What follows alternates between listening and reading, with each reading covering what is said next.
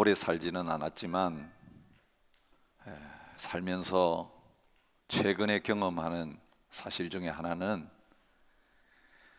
과거에 당연하게 여겼던 것들이 이제는 당연하지 않게 되는 일들이 많이 생긴다는 것입니다. 어제 저녁도 관측 역사를 깨는 더운 밤이었다는 소식을 듣습니다. 매달마다 아마 기록을 갱신해 나가는 그런 일이 있는 것 같습니다. 우리가 경험하고 있는 이 코로나 사태도 마찬가지입니다. 앞으로 어떤 일이 일어날지 모른다라고 하는 것은 우리에게 불안을 가져옵니다. 우리가 그것 예측하고 준비했던 것들 다 소용없게 만들어 버립니다. 한순간에. 그런데 그것은 또 우리에게 희망을 주는 건 뭐냐 하면 우리에게 가능성이 없기 때문에 이제는 하나님만 바라볼 수밖에 없는 그런 자리로 나가게 만드신다는 것입니다. 호주의 날씨를 보면서 그런 생각을 많이 합니다. 하나님이 바람의 방향 한 번만 바꾸시면 수십 도가 뚝 떨어지는 일이 일어나고 또 한 번 바꾸시면 수십 도가 올라가는 일이 일어나게 됩니다. 여러분, 과학이 발달하면서 많은 편리한 것들, 이 자연을 마음대로 컨트롤할 수 있는 것들 만들어가고 있는데 왜 바람 방향 바꾸는 기술은 아직까지 안 만들어졌는지. 비도 내리게 할 수 있어요. 인공 강우도 가능해졌습니다. 그런데 이 열풍이 올 때에 열풍 방향을 저쪽으로 조금만 틀고 비구름이 이쪽으로 오게 하는 그 기술은 아직까지 우리가 만들지 못하고 있습니다. 가뭄이 있을 때나 더위가 있을 때나 폭우가 쏟아질 때나 이 자연 현상 앞에서 우리가 겸손하게 엎드릴 수밖에 없는 것 같습니다. 하나님이 이 자연 만물을 만드셨을 뿐만 아니라 이 자연 만물을 섭리하시고 다스리는 분이십니다. 그렇다면 만드신 세계 가운데 이 역사도 전적으로 주님의 손에 있다라고 하는 사실을 저희들이 깨닫게 됩니다. 역대기를 함께 묵상 왕에 관한 이야기들을 계속 저희들이 생각하고 있습니다. 왕이 얼마나 중요한가? 지도자가 얼마나 중요한가? 지금 전 세계가 통치자들 때문에, 리더들 때문에 몸살을 앓고 있는 것을 보게 됩니다. 스스로 왕을 뽑을 수 없었던, 그래서 늘 전통적으로 내려오던 그 왕에게 복종하던 태국조차 새로운 국왕이 세워진 다음에 백성들이 길거리에 나와서 이제는 그 왕권과 정면 대결하는 그런 일들이 있어지고 있는 것을 봅니다. 공산주의는 무너진 것처럼 보이지만 여전히 러시아와 중국은 황제 못지않는 절대 권력, 장기 집권을 계획하고 있는 두 지도자들 때문에 어려움을 겪고 있습니다. 민주주의의 원조라고 생각했던 미국 새 대통령 선거 끝난 지 한 달 다 돼 가고 있는데 여전히 누가 진정한 지도자인가 승복하지 않는 이 일들 때문에 전무후무한 혼란이 벌어지고 있는 것을 볼 수 있습니다. 이 세상의 통치자들 처음 세워질 때는 기대감을 줍니다. 이제는 뭔가 달라지는 나라가 될 거라고 생각합니다.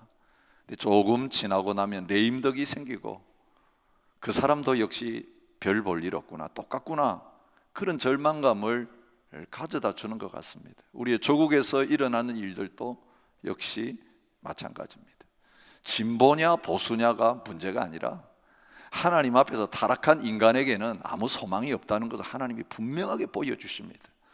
그럴듯하게 비전과 정책을 제시하고 할 수 있다고 아무리 자신감 있게 이야기해도 사람은 변질됩니다. 본질이 하나님 앞에서 악한데 그 문제가 해결하지 않으면요, 보수나 진보나 다 악합니다. 그리고 거기에는 기대할 수가 없습니다. 하나님께서 우리에게 정치에 대해서 환상을 갖지 말고 지도자들에 대해서 환상을 품지 말라고 하시는 이유가 여기 있습니다. 그런데 이 역사가 하나님이 세우셨던 다윗 왕족 가운데도 그대로 일어나게 되는 것을 하나님께서 보게 만드십니다. 지금 우리가 이번 주간에 묵상했던 이 말씀은 다윗 왕조의 역사에서 가장 큰 위기가 닥쳐왔던 시대 이야기입니다. 북왕조 이스라엘 19명의 왕이 다스렸습니다. 그런데 그 나라에서는 역성혁명이 끊임없이 일어났습니다. 역성혁명이 뭔지 아시죠? 왕의 성이 바뀌는, 그 대가 끊어지고 또 새로운 왕조가 세워지는 이런 정치적인 혁명입니다. 9 왕조가 바뀌었습니다. 그런데 남왕조 유다는 한 번도 왕조가 끊어진 적이 없습니다. 계속 다윗의 자손들이 왕으로 나라를 통치했습니다. 그런데 아달랴가 왕이 되면서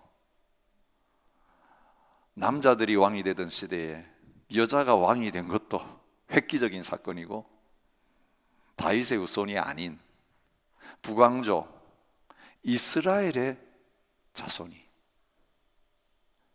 아합의 딸이 남왕조 유다의 왕이 되는 이런 기가 막힌 일이 벌어지게 되는 것을 보여주고 계십니다.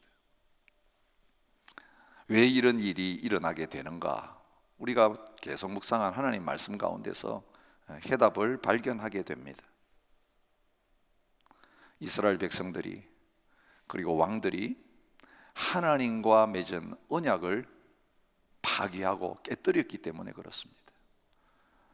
이스라엘 백성들 출애굽시키면서 시내산에 불러 모으시고 하나님이 그 백성들과 언약을 맺으셨습니다. 내가 너희 하나님이 되고 너희가 내 백성이 될 것이다. 그리고 나의 뜻을 이루기 위해서 가나안 땅을 허락할 것이다. 그러면서 하나님의 계명을 2 돌판에 쓰셔 주셨고, 모세에게 개인적으로 하나님의 백성들이 살면서 새 땅에 들어가서 지켜야 될 율법을 모세의 오경을 통해서 그들에게 허락해 주셨습니다. 하나님이 다윗을 왕으로 세우시면서 이 왕조의 미래는 그 왕들이 하나님과의 언약에 얼마나 신실한가에 달려 있다라고 말씀해 주셨습니다. 성전이 중요한 것은 그 언약궤가 그 성전의 가장 거룩한 곳에 있기 때문입니다.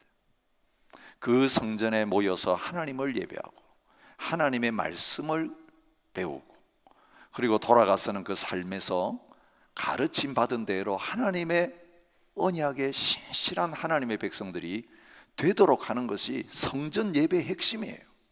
지난주일도 말씀드렸지만 오늘 우리가 모여서 함께 예배하고 왜 이렇게 말씀을 읽고 말씀을 선포하는 이것을 중요하게 여기는가? 우리가 하나님의 언약 백성이기 때문에 그렇습니다. 우리의 삶이 어땠는가가 우리 예배 영적 분위기를 결정합니다. 예배에서 하나님의 말씀이 제대로 선포되었는가 그렇지 않은가가 나가서 우리의 삶이 형통할 것인가 공고할 것인가를 결정하게 되어집니다. 시대는 바뀌었지만 하나님과 우리와의 관계는 말씀을 중심으로 한 언약의 관계인 것을 하나님께서 분명히 구약을 통해서도 보여주고 계십니다. 모든 왕들이 어땠습니까? 신실하지 못한 왕이었습니다. 특별히 오늘 아달랴가 왕이 되는, 여왕이 되는 이 자리까지 오기 전에 누구에게서부터 이것이 시작되었는가 우리가 알고 있습니다. 누구 때문입니까? 여호사밧 때문입니다. 그가 어떻게 하나님의 언약을 깨뜨립니까? 아합 가문과 혼인함으로 인척 관계를 맺는 것에서부터 잘못된 씨가 심겨지기 시작합니다. 출발점은요 아주 별거 아닌 것처럼 시작될 수 있습니다. 우리가 하나님을 버리고 떠나가는 거요, 나 오늘부터 교회 안 나오겠다 이렇게 시작되지 않습니다. 결국은 교회 떠나는 자리까지 갑니다. 하나님도 떠나는 자리까지 갑니다. 근데 출발점은 그렇게 거창하게 시작하지 않습니다. 방죽에 조금씩 물이 새면서 나중에 그 구멍이 커지고 뚝이 무너지는 것처럼 그 출발점은 아주 작은 데서 시작되었습니다. 신실한 왕이 여호사밧이었습니다. 하나님 얼마나 잘 섬긴 왕이었습니까? 그런데 부귀와 영광을 떨치게 될 때에 더 큰 힘을 얻기 위해서, 더 큰 영광을 누리기 위해서 연합하지 말았어야 될, 언약 관계를 맺지 말았어야 될 사람과 언약의 관계를 맺는 것이에요. 하나님과의 언약 그대로 있습니다. 근데 하나님과의 언약은 절대적인 언약이에요.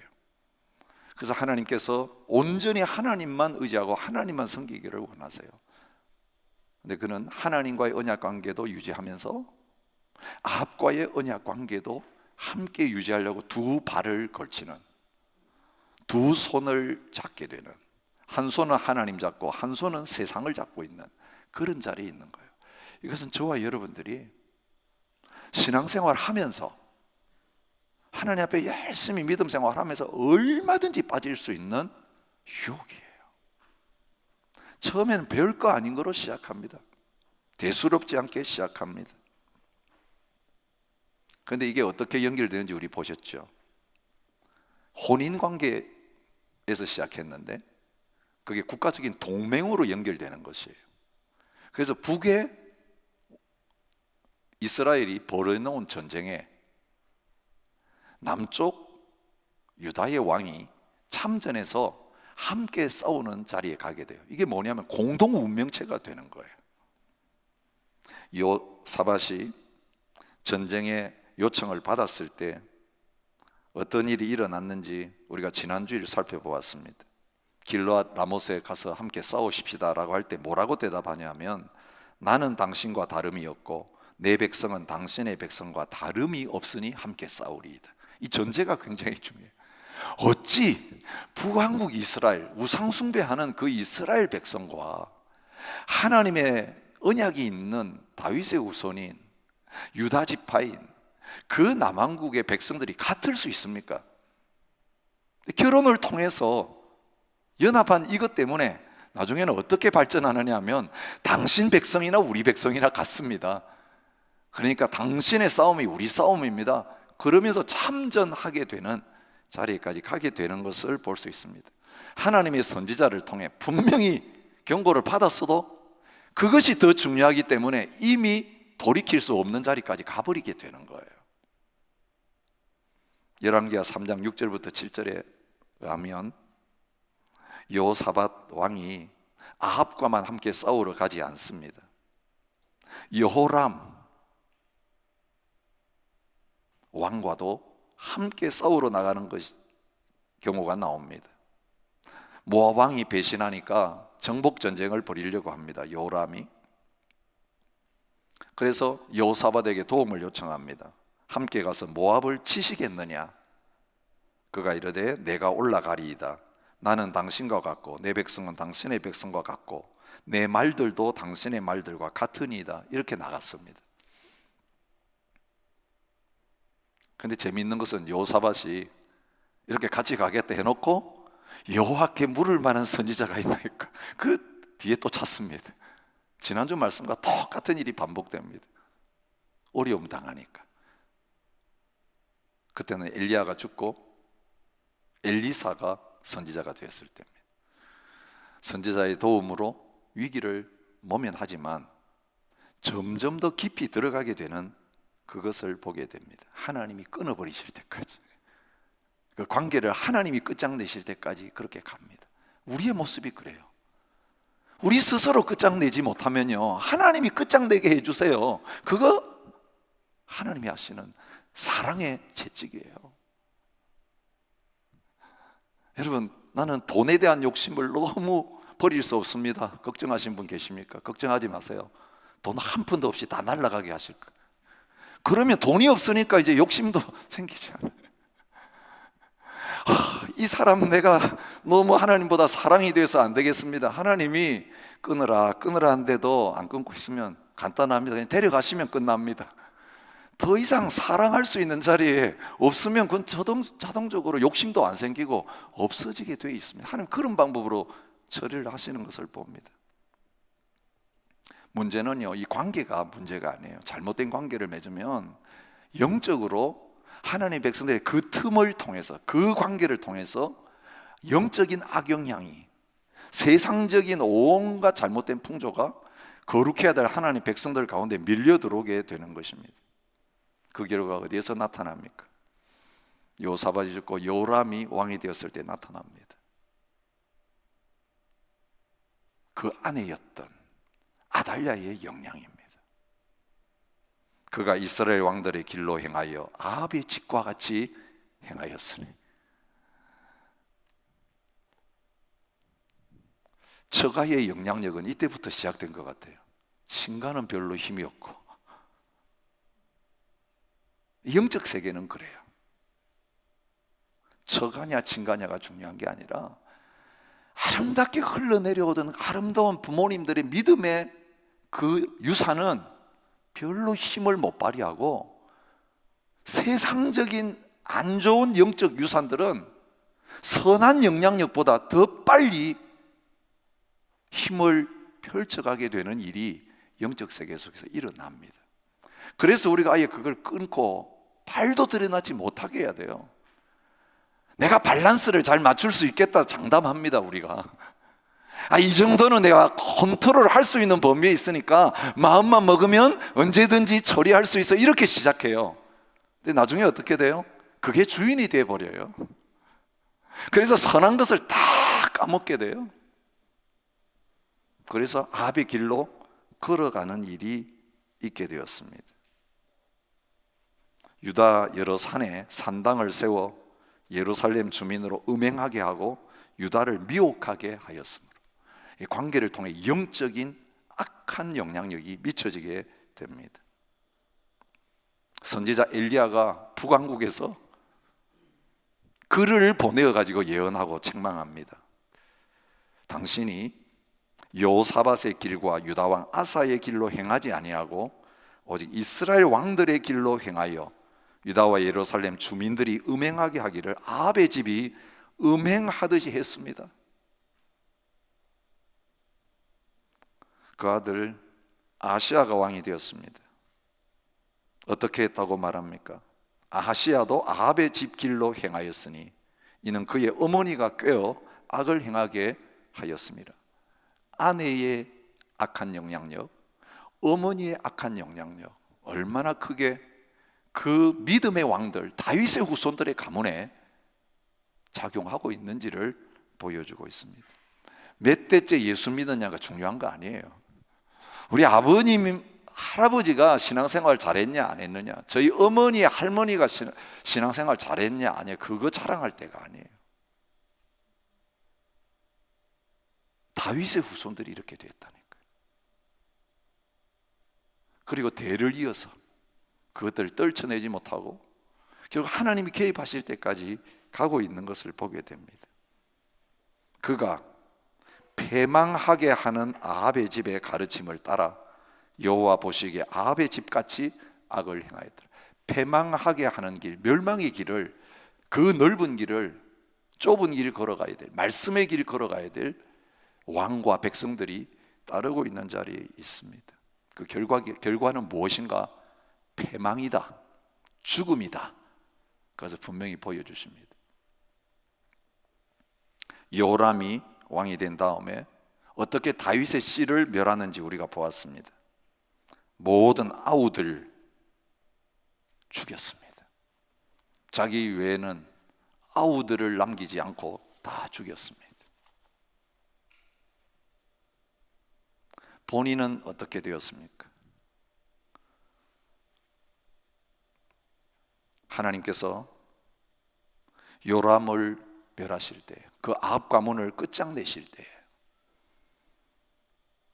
그 자리에 병문안 갔다가 함께 죽임당하는 그런 비참한 자리에 빠지게 된 것을 보게 됩니다. 그런데 자기 죽는 것으로 끝나지 않았습니다. 아달랴가 자기 아들 죽고 나니까 유다 집의 왕국의 씨를 진멸하는 그 일을 행하는 자리까지 갑니다. 아예 씨를 말리는 일이 일어났습니다. 그때부터 진정한 다윗의 후손이 아닌 멸망해버린 아합의 가문, 남아있는 아합 가문에 유일하게 남아있는 아달랴가 7년 동안이나 유다를 다스리는 가짜 왕 행세 하게 된 자리까지 가게 된 것입니다. 여러분, 하나님의 나라에서 하나님의 백성들 가운데 어떻게 이런 일이 일어날 수 있는가? 사람들은 다 하나님 앞에서 은혜 아니면 살 수 없는 그런 연약한 존재들인 것을 보여주고 계십니다. 여러분, 중요한 것은 왕들도 백성들도 하나님과의 언약을 깨뜨리고 우상을 숭배하고 죄악된 길로 걸어가고 잘못된 관계를 끊지 못하고 계속해서 점점 더 수렁 속으로 깊이 빠져들어가면서도 스스로 빠져나오지 못하는 그런 가운데 있어서 이제는 끝장나게 생겼어요. 악한 여인이 그 백성을 다스리는 그 수모를 경험하면서 7년의 세월을 보내야 되는 그런 자리에 있게 되었는데, 오늘 본문은 무엇입니까? 하나님 다시 회복시키시는,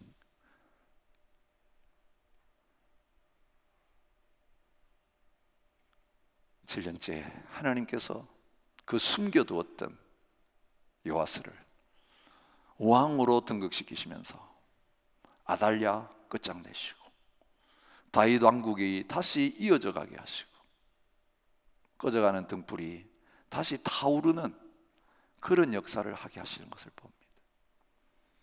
바른 왕이 세워졌을 때 나라는 회복되었습니다. 그렇습니다. 바른 통치자, 바른 지도자가 세워져야 그 나라가 평안합니다. 아버지가 바로 세워지고 남편이 바로 세워져야 그 가정이 평안합니다. 교회 리더들이 바르게 세워져야 그 교회가 평안을 누릴 수 있습니다. 우리 개인적으로 우리의 인생 가운데 왕이, 주인이 바로 세워져야 우리의 삶이 형통할 수 있습니다. 이 대강절 기간에 왕으로 오신 주님께서 우리의 왕이 누군가를 묻고 계십니다. 우리 삶의 주인이 누구였나 묻고 계십니다. 우리가 찬양할 때 고백한 그 고백 말고요, 여러분, 모든 이 왕들도 다 성전에서 하나님 앞에 예배 드렸다고요, 제사 드렸다고요. 그리고 나가서는 진짜 왕을 따랐어요. 하나님이 가짜 왕이었고 그 바알이 진짜 왕이고 우상이 진짜 왕이었어요. 그런 영적 상태를 보여주신 게 뭐냐면, 다윗의 후손이 왕이 되지 못하고 아달랴가 왕이 되어서 그들을 다스리는 그 자리에 있게 하셨어요. 가짜 왕이 진짜 왕 노릇하는 경험을 하게 하셨어요. 그 이전에 뭐가 먼저 있었어요? 마음속에서 하나님을 가짜로 만들고 다른 것이 진짜 왕이 되는 그 일이 있었기 때문에 삶에서 그런 자리에까지 서게 만드신 거죠. 여러분, 하나님이 반역을 당하신 거예요. 하나님이 자기 백성들에게 배신을 당하신 거예요. 그들이 하나님의 언약을 깨뜨렸다는 건 그런 걸 뜻해요. 그런데 하나님이 지금 다시 7살밖에 되지 않는 이 요아스를 왕으로 세우셔서 끊어진 그 왕조를 이어가게 하시는 이 모습을 보여주시면서 뭘 말씀하십니까? 여호야다가 참 잘했다, 그 아내가 참 귀한 일을 했다, 이런 거 보여주시는 거 아니에요. 하나님께서 다윗에게 하신 그 언약을 신실하게 지켜가신다는 거예요. 이스라엘 백성들은 밥 먹듯이 언약을 깨뜨리는데, 왕도 백성들도 다 그렇게 하고 있는데, 하나님은 그런 백성들을 향하여서 끊어버리지 않으신다는 거예요. 호적에서 파시지 않는다는 거예요. 그 이름을 계속해서 호적에 놓아두셨으니까 대가 이어지는 거예요. 여러분, 우리가 사무엘 하 7장에서, 역대상 17장에서 사무엘을 통해서 다윗에게 하나님이 허락하신 언약의 내용을 알고 있습니다. 그 언약의 핵심이 뭡니까? 그 아들이 왕이 되어서 나라를 견고하게 할 것이고 성전 짓는다.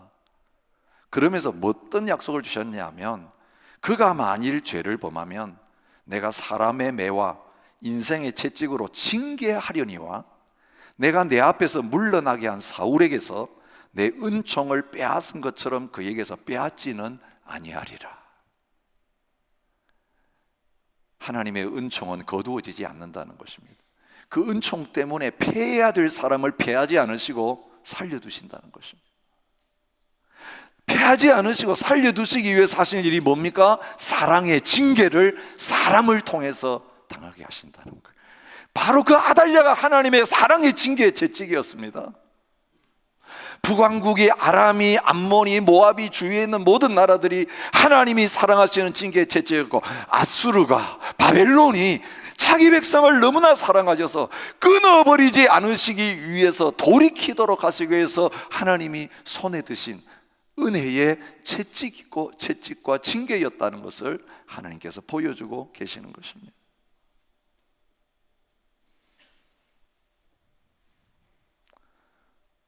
솔로몬 죽은 다음에 나라가 두 조각 날 때 아히야 선지자를 통해서 하나님께서 예언하고 계십니다.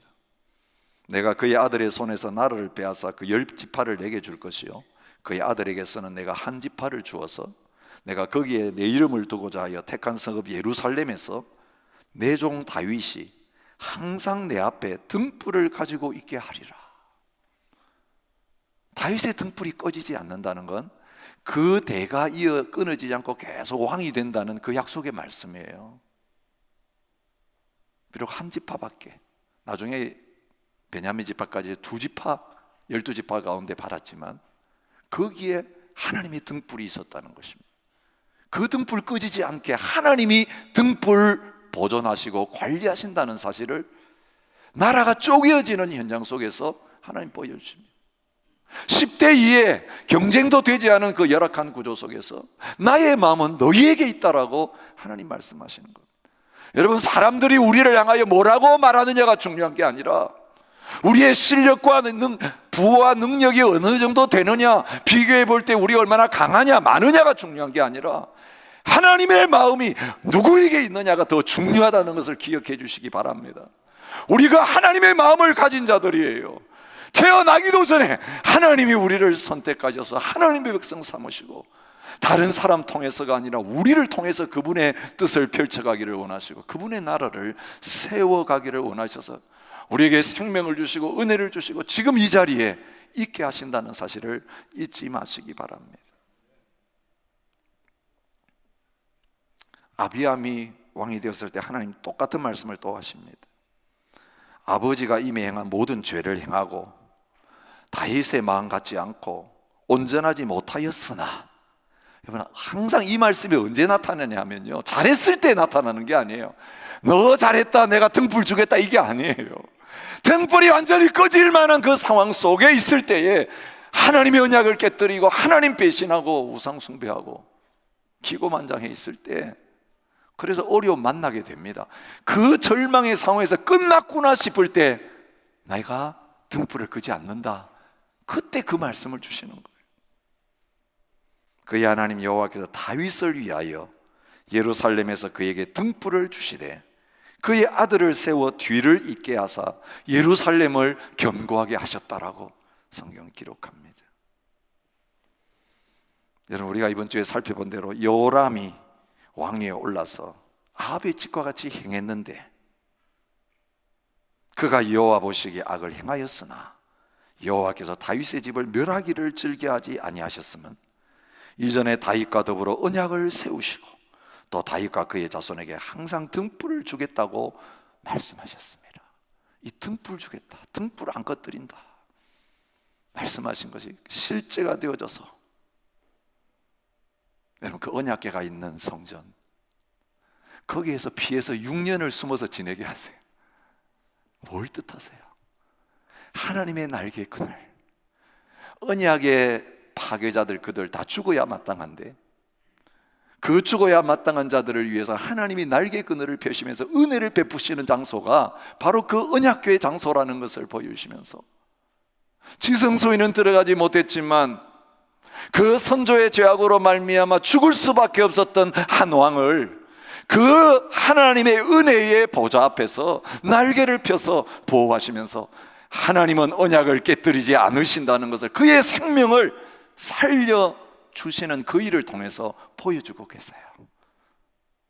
왕만 살아남는 것이 아니라 나라도 다시 세워지죠.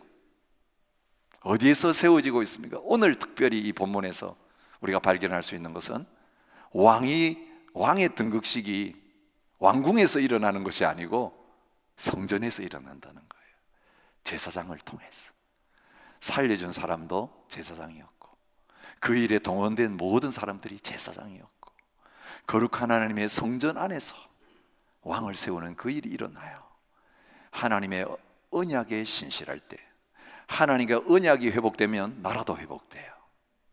여러분, 뭔가 회복되어야 될 것들이 있으세요? 나와 하나님과의 언약이 다시금 회복되어지는 출발점이 될 수 있기를 축복합니다. 그래서 말씀이 회복되어야 됩니다. 기도가 회복되어야 됩니다. 예배가 회복되어야 합니다. 우리가 하나님의 성전으로 나를 위해 사는 존재가 아니라 하나님의 영광을 위해서 예배자로, 중보자로 살아간다는 이 정체성이 다시 회복되기 시작할 때에 우리를 통해 무너졌던 모든 관계들이 다시 회복되어지고, 하나님께서 잃어버린 것들을 다시 이어가게 하시고, 하나님 앞에서 견고한 나라, 음부의 권세가 무너뜨릴 수 없는 그 나라를 세우는 그 자리에 저와 여러분들을 사용하실 것입니다. 그런데 놀라운 것은요, 우리가 이제 이번 주 또 묵상하겠지만, 이렇게 해서 왕이 된 요아스, 어떤 왕이었습니까? 진정한 왕이 되지 못했습니다. 부족한 왕. 그렇게 해서 겨우 다시 왕위를 회복했으면 다시는 옛날로 돌아가지 않아야 되는데 너무 쉽게 다시 옛날로 돌아갔어요. 제사장 요야다가 죽은 다음에 다시 우상 숭배합니다. 선지자가 경고하는데 무시하다가 여호야다의 아들 스가랴라고 하는 제사장이 사실 고종 사촌이에요.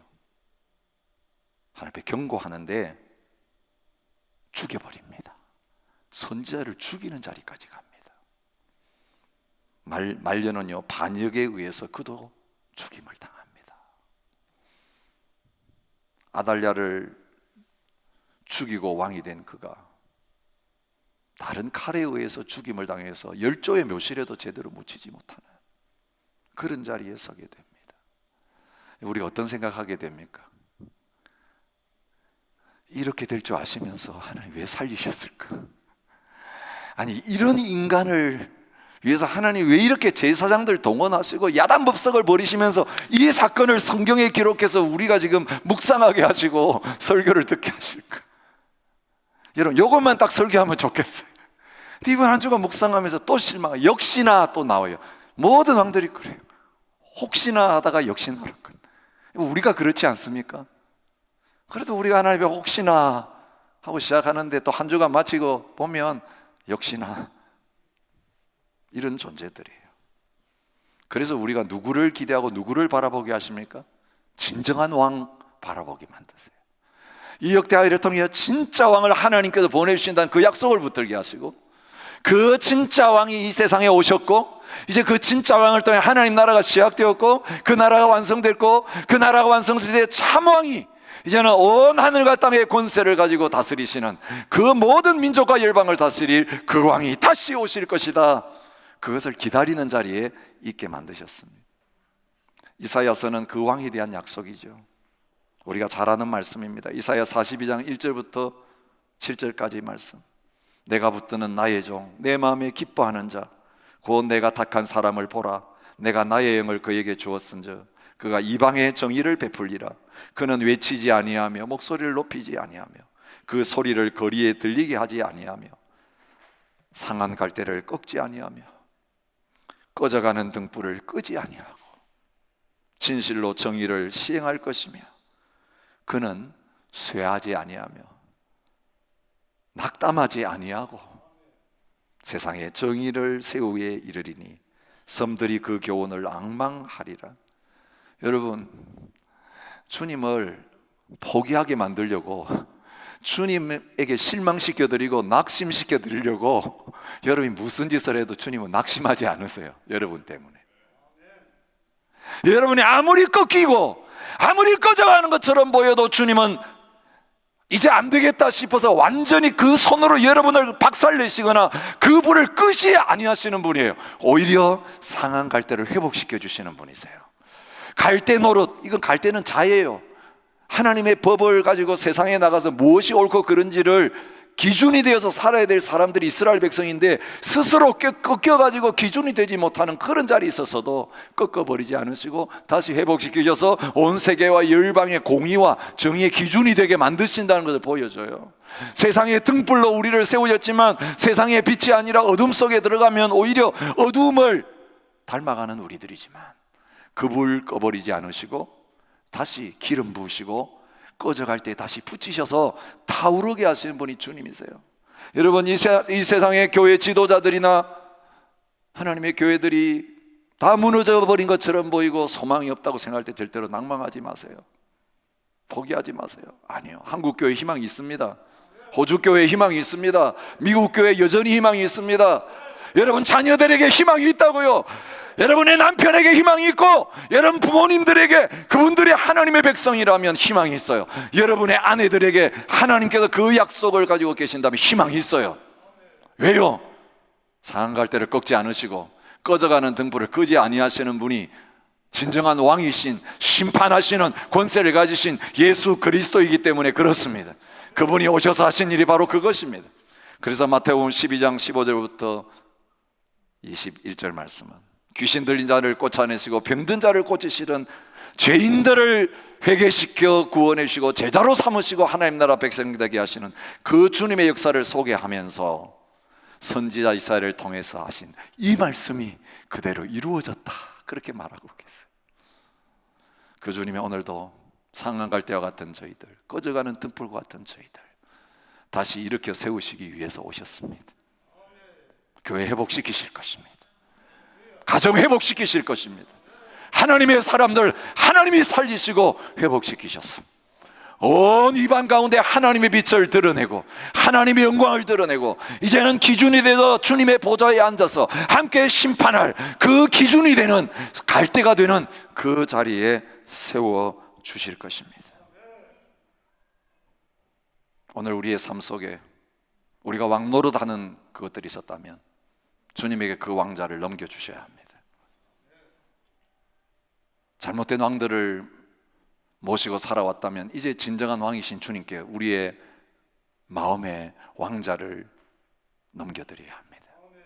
그렇게 될 때에 우리가 예수님의 온전한 왕으로 우리의 삶의 실제적인 삶에서 세우기 시작할 때 하나님의 나라가 바로 우리 가운데서부터 시작될 것입니다. 그 하나님 나라로 회복될 때 성전에서 찬양 소리가 가득하고 기쁨의 부르짖음이 넘쳤던 것처럼 우리의 단식이 사라지고 모든 것이 하나님의 것이, 하나님이 하셨습니다, 하나님께 영광 돌리며 하나님께 감사하며 찬양하는 그런 역사들이 회복될 것입니다. 그 나라가 우리에게 예수님 오심으로 말미암아 임했습니다. 이제 그 왕 되신 주님 우리 가운데 오셔서 다스리기 시작할 때에 그 나라가 다시 회복되고 우리를 통해서 확장되어 가게 될 것입니다. 그 나라를 위해서 함께 헌신하면서 찬양했으면 좋겠습니다. 주의 나라가 임할 때